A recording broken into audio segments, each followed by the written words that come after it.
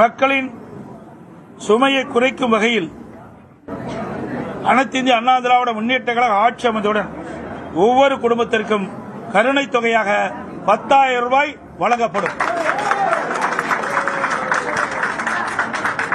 அறிவிப்பு 2. வேலைவாய்ப்பு அலுவலகங்களில்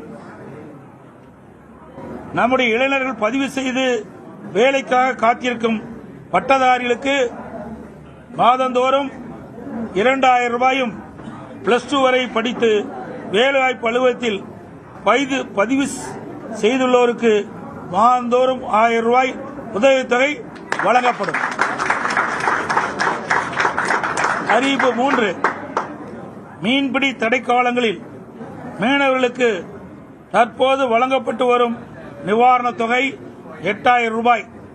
இந்த 8,000 ரூபாயிலிருந்து அதிமுக ஆட்சி மலர்ந்தவுடன் 12,000 ரூபாயாக உயர்த்தி வழங்கப்படும்.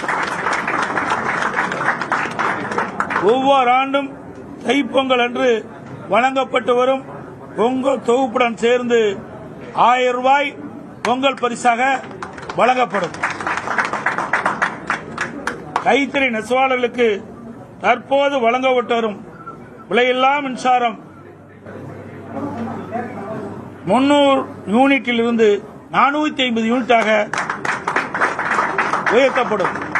விசைத்தறி நெசவாளருக்கு தற்போது வழங்கப்பட்டு வரும் 1000 யூனிட்டிலிருந்து 1400 யூனிட்டாக விலையில்லாமல் அவர்களுக்கு உயர்த்தி வழங்கப்படும்.